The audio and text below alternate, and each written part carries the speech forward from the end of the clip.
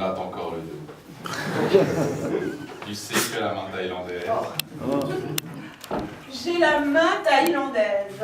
Pauvre innocente. J'aurais vécu jusqu'à ce jour sans me douter que j'ai la main thaïlandaise. En 24 heures, j'ai perdu 24. Oh! Tu as bien dormi, mon chéri? Bon, alors aujourd'hui, tu vas tout me dire. Qu'est-ce qui t'a fait débarquer hier à minuit sans tambour ni trompette? Une femme. Une femme? Voilà qui est intéressant. Elle habite donc Paris? Non, la Marie Galante. J'ai l'intention de l'épouser. Bravo, je vais être grand-mère. C'est peut-être pas le moment que j'aurais choisi, mais tant pis. Tu as une photo de l'heureuse élue? Pourquoi faire? Elle est là. Là où ça? À l'hôtel avec sa maman. Nous sommes venus en groupe. La maman Montilly est veuve et je voulais que tu connaisses sa fille que je vais épouser. Cerise. Cerise, ma première cerise. C'est la saisie. Elle doit être à croquer. La plantation Montilly est superbe.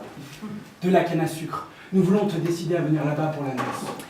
Hé, je ne dis pas non. Oh, j'ai hâte de connaître cette petite cerise. Va vite prendre ton bain, mon chéri.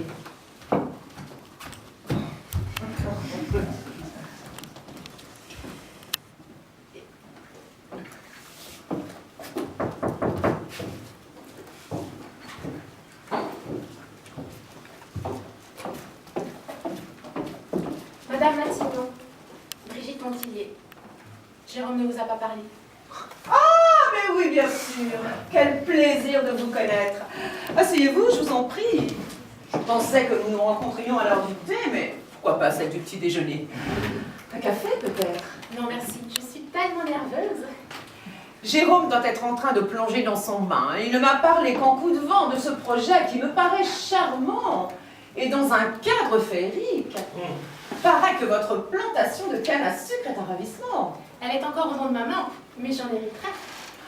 Vous aussi, vous avez encore votre maman. Oh, j'en suis sûre, aux Antilles, le climat doit être merveilleux. Je sens que je vais y aller faire une cure de jouvence. Pauvre maman, elle commence à être un peu fatiguée. Le décalage horaire l'a beaucoup perturbée. Ah, parce que vous avez aussi amené votre maman. Oh la pauvre, est-ce bien raisonnable? C'est qu'elle mourrait d'envie de vous connaître, elle aussi. Oh, et moi donc, je serais ravie. Oh, pauvre chère maman qui était un peu décalée. Ah, les mariages ne rajeunissent pas les grands-mamans. Les mamans non plus d'ailleurs, n'est-ce pas, chère amie? Mais vous faites si jeune, chère madame. J'ai été surprise en vous voyant. Moi aussi, j'ai été surprise.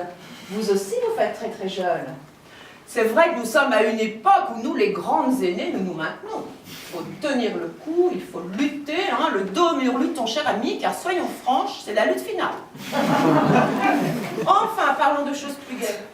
Parlons des enfants. Je serais ravie de voir votre maman, mais ce qui me ravirait surtout, c'est de connaître ma future belle-fille. Elle vous ressemble? Je vous comprends pas bien. Je disais, j'ai hâte de connaître Cerise. Mais Cerise, c'est moi. Ah, je ne comprends pas bien. Je dis Cerise, c'est moi. Oh, écoutez, mademoiselle. Appelez-moi Cerise. Oh, soit va pour Cerise. Si jamais elle m'appelle belle maman. Écoutez-moi, Cerise. Et d'ailleurs, ne croyez-vous pas que Brigitte conviendrait mieux, enfin, à votre physique? Ce que je me tue à dire à Jérôme, il ne veut pas en démordre.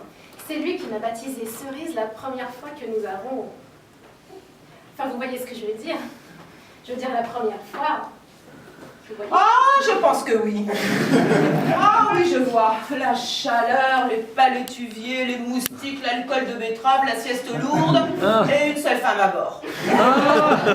Oh oui, je vois. J'ai beaucoup lu, vous savez, dans ma vie, ma chère Cerise. Et ce viol a eu lieu quand? Mais Jérôme ne m'a pas violée. Lui, non, mais... La chose, enfin, cette chose, se passa pour la première fois il y a 6 ans. Et pour moi, c'était vraiment la première fois. Il y a 6 ans?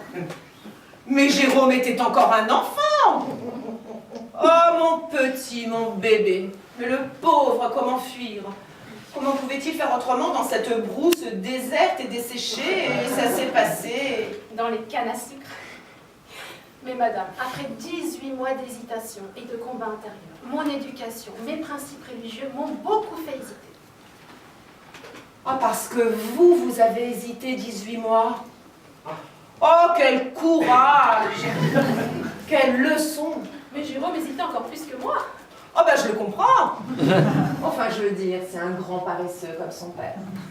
Mais de vivre avec mon grand dadais de fils ne vous donne aucun complexe à vous, cette jeunesse? Je me suis persuadée une fois pour toutes que j'étais plus jeune que lui. Eh bien voilà, il fallait y penser.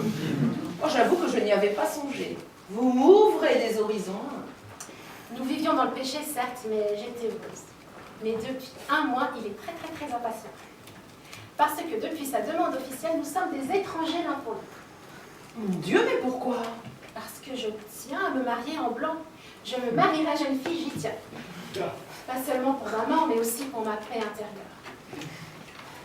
Oh, en blanc. En tout cas, c'est flatteur, le blanc. Ça rajeunit, le blanc. Seulement voilà. Je sais ce qui vous chiffonne. Oui, j'imagine. C'est la différence. Et elle est de taille. La différence de fortune, je sais. Je suis une riche héritière, Jérôme est sans espérance. Et il faut l'avouer, il est un petit peu nonchalant. Oh, je vous trouve indulgente. Oh, mais je ne le juge pas, je l'aime tel qu'il est. Et en ce qui concerne la différence d'âge, ça ne vous fait pas peur? Vous ne craignez pas le ridicule? Oh, je sais bien que là-bas, sous les palétuviers, à part le camp, dira-t-on, des tigres et des autruches. Comme on dit chez nous, à la Marie Galante, couchez Outou, diamifistole, pousse-pousse. Eh, ils ont bien raison.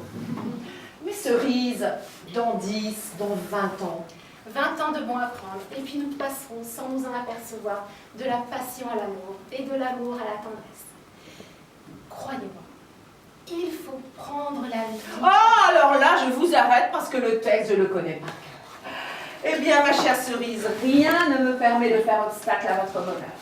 Voulez-vous que j'aille chercher le fiancé s'il est prêt? Non merci, dites-lui de venir me prendre à l'hôtel, nous devons le cimetière Montmartre, faire le tour de quelques tombes familiales. Oh, eh bien, gai Paris. Enfin, bonne promenade. Je peux vous embrasser. Croyez-moi, obtenez de Jérôme lors de vos prochains ébats qu'il vous compare à un fruit plus conséquent. Il ne voudra jamais. C'est lui qui a découvert que j'avais la bouche en cerise. Oh, alors, si c'est lui qui l'a découvert, il faut la mettre dans de l'eau de vie.